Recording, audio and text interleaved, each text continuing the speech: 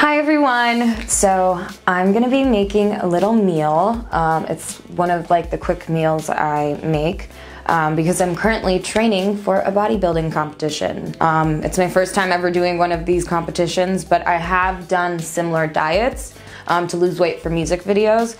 So I'm looking to lose about 6 or 7 kilos, and then the rest I'm gonna get in muscle.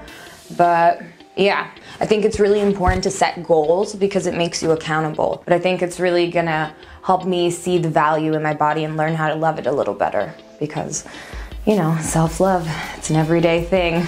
So I grew up like a really chubby kid.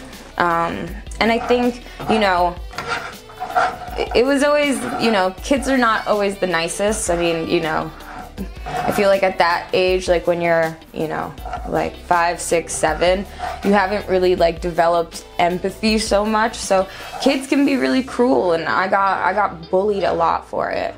And it didn't help that I was in performing, I was doing dance and musicals, because, you know, all the kids would fit into the costumes, and I remember I would never fit into the costumes. I'd never fit into my leotards or stuff like that, or I would look bad, and my mom would be like, oh, we have to take it to the seamstress because I didn't really look good in the outfits. You gotta have self-love, and it's really hard. It's a daily practice, but once you start loving yourself and actually loving yourself, which is really, really hard, but once you start being honest and telling, and you have to say it out loud, you are beautiful, you are smart, you are worth it.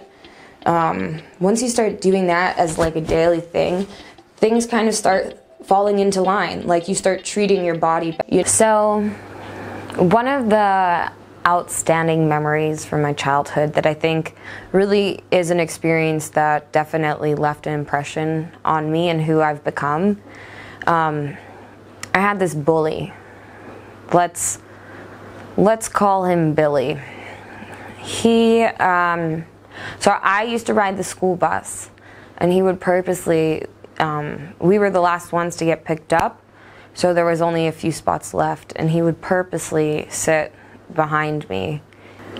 You know, he would pull my hair, and he constantly, because, you know, I would always sit by the window, he would grab the little fat on my arm from the other side, next to the window.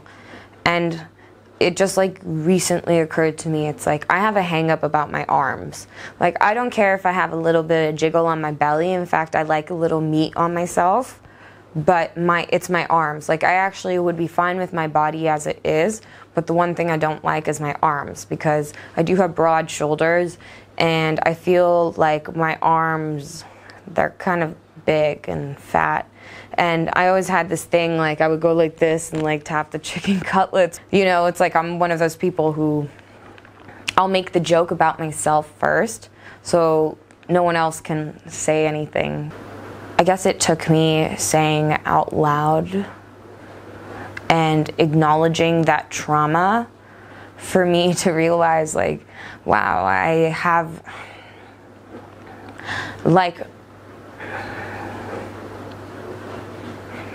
things can be, the problem is when you have an issue with your body, you have an issue with yourself.